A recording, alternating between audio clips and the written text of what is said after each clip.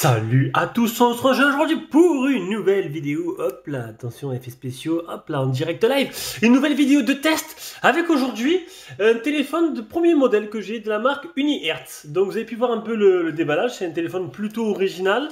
Donc c'est un peu compliqué niveau caractéristiques, j'ai fait ce qu'ils m'ont envoyé. Et on va essayer de débrouiller avec. Et donc voilà, un téléphone double écran, plutôt original dans l'ensemble, j'ai envie de dire. On aime ou on n'aime pas. Bon, ben écoutez, c'est une marque que je connaissais pas du tout. C'est une petite marque. Et ils ont quelques modèles à leur actif. Ils m'ont envoyé ce modèle-là. Je devrais en recevoir d'autres par la suite, pourquoi pas. Et ben, du coup, on commence de suite avec son test. Donc c'est un téléphone qui est vendu, alors il est en précommande pour l'instant sur le site de Unihertz, au moment du déballage il n'était pas disponible encore. Waouh, j'ai eu une exclusivité mondiale. Donc c'est le TikTok E, donc apparemment ils ont sorti une version normale, donc la version E, avec un double écran, je veux dire à l'arrière. Je vous montrerai un peu les spécificités un peu tout à l'heure, donc il est vendu 199 $. Je vous mets en précommande, je vous mettrai un lien bien sûr dans la description. Alors on va s'intéresser aux caractéristiques et au design, donc... On dirait peut-être pas, mais c'est un rugged phone. Voilà, c'est un rugged phone. C'est un rugged phone. Il ressemble beaucoup à une autre marque que j'apprécie, dans les rugged phones, qu'ils ont fait des rugged phones un peu plus. C'était un mix, un hybride entre, un peu comme ça, voilà. C'est un peu un hybride entre un téléphone avec une croque renforcée. C'est plus agréable à utiliser, c'est plus résistant.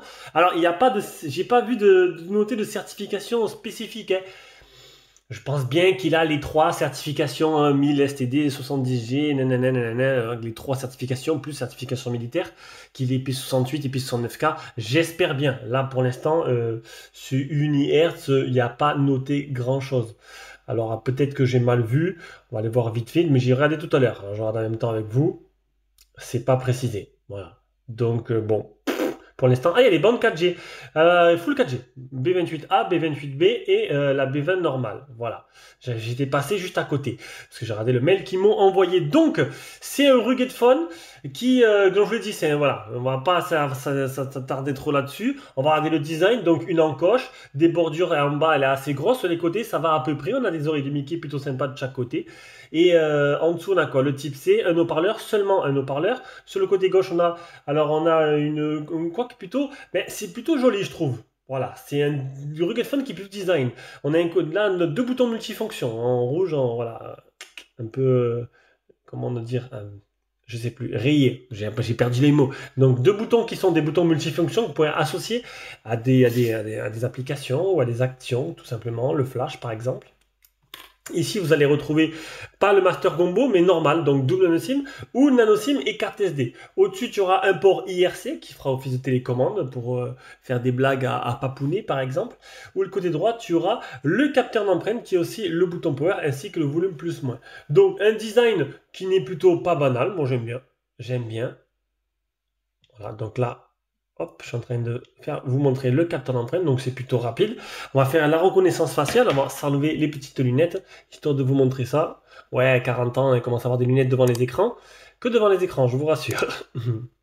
Après, s'il faut avoir plus, j'aurai plus. À l'arrière, une coque plutôt originale avec cet écran principal à l'arrière, le flash LED. Donc, un seul appareil photo, 48 mégapixels, donc c'est tout.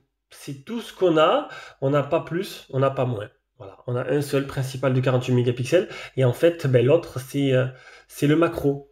Ah, il y a marqué macro. Alors il y a le macro, mais pour ma décharge, alors oui, parce que j'ai pris des photos macro, à ma décharge, ce n'est pas du tout mentionné. Mémoire, ta caméra principale, voilà, 48 mégas.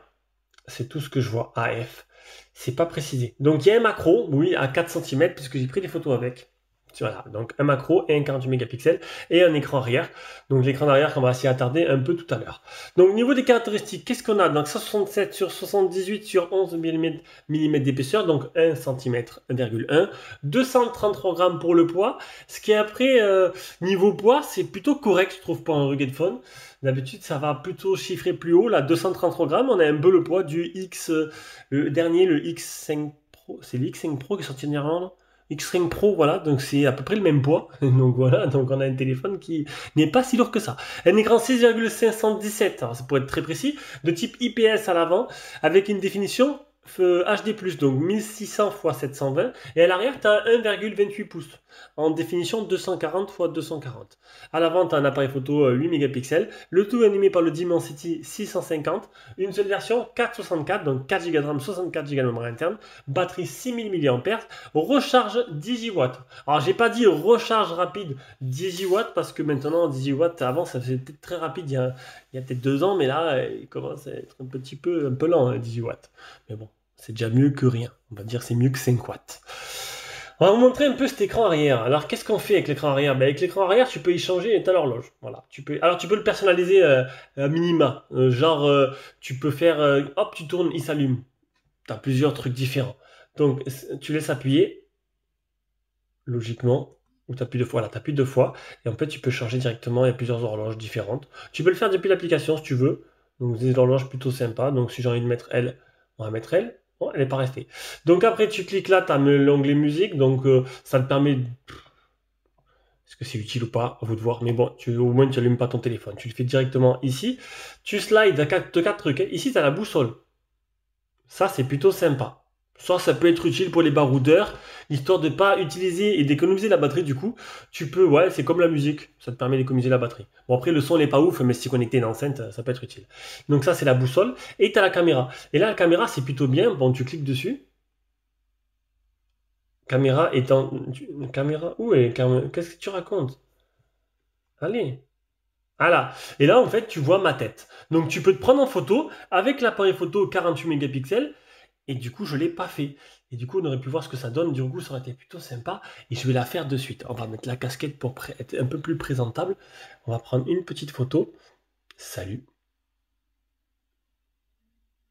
Voilà. Ça a marché ou pas? Non, ça n'a pas marché. Hop. C'est un peu dommage. On s'amuse. On s'amuse. C'est bien. C'est fait pour. Attention. Je sais pas. Je sais pas du tout si ça prend des photos. Écoutez, j'ai pris plein de photos, on verra tout à l'heure. Donc voilà. Logiquement, tu as les photos et c'est plutôt sympa. Du coup, ça te permet d'avoir une qualité selfie meilleure. Voilà. Donc il y a eu quelques téléphones qui ont essayé de faire ça. On se rappelle du Mi 11 Ultra qui avait un tout petit écran, style Mi Band, c'était le Mi Band 6, je crois, ou 5. Mi Band 5.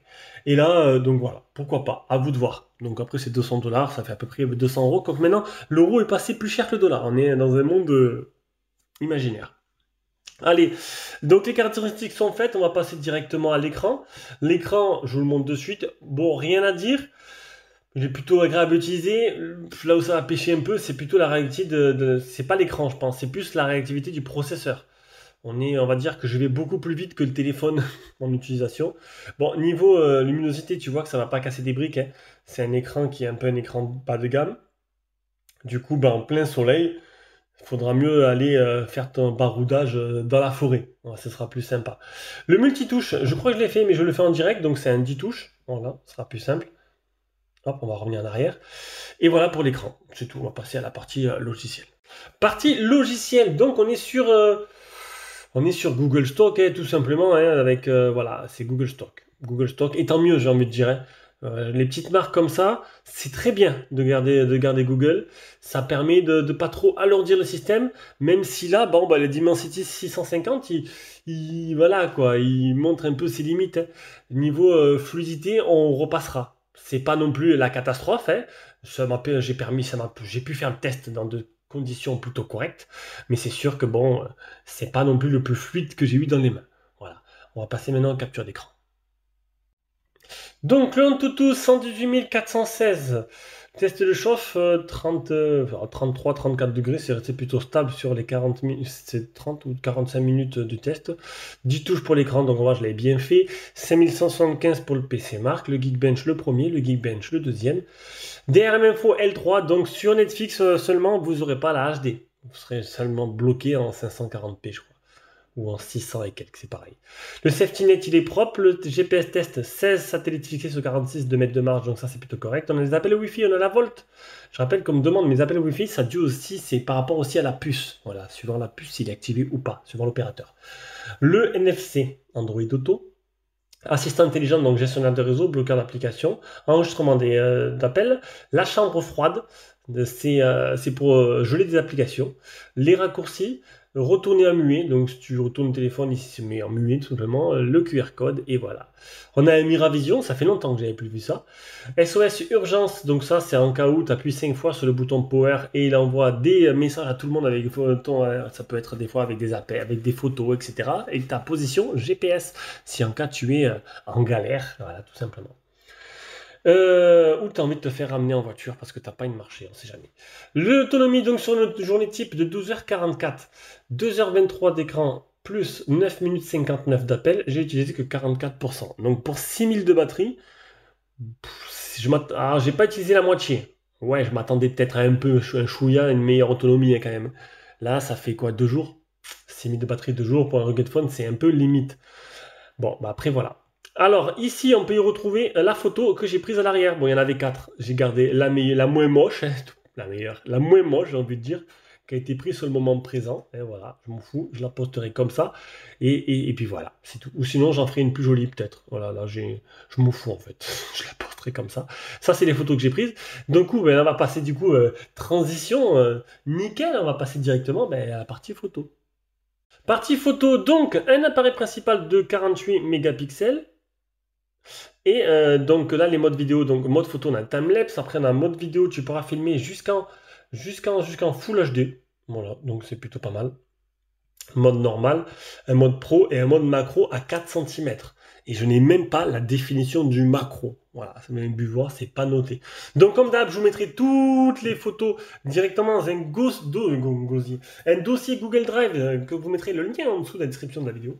On va revenir avec l'appareil photo frontal, histoire de vous montrer un peu ce que ça donne, tout simplement avec le selfie, les 8 mégapixels, et pour faire un bilan. Bon, très rapide, ce sera pas super long.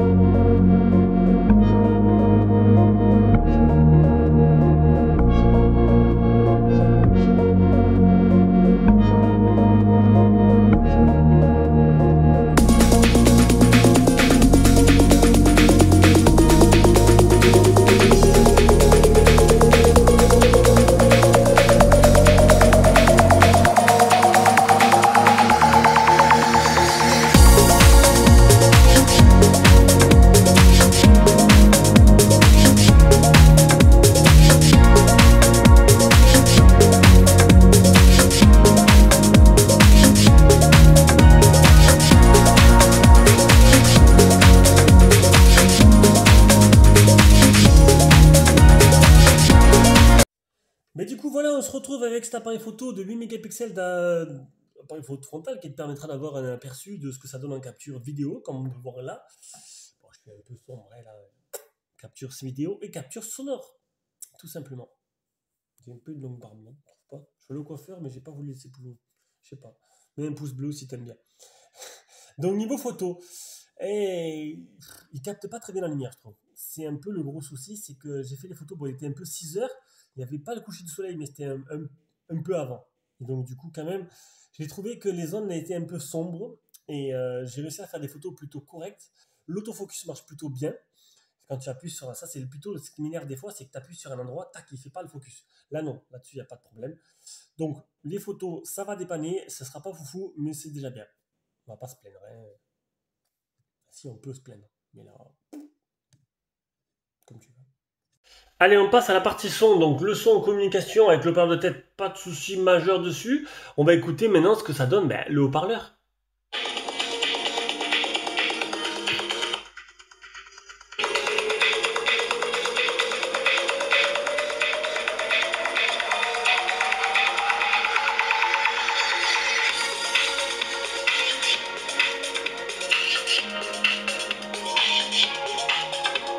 Ah, la bonne surprise. La bonne surprise, alors que des fois, tu as des sons qui sont plutôt plats, qui ne reflètent rien. Ben là, non. Là, non, je trouve que c'est plutôt pas mal. Le son est plutôt correct. Tu pourras l'utiliser pour dépanner, voilà, pour faire une mini rêve party avec tes amis les souris. Et ça peut plutôt être sympa. Voilà. Allez, sur ce, je vous fais des gros bisous et on se rejoint pour une future vidéo. Ciao, ciao.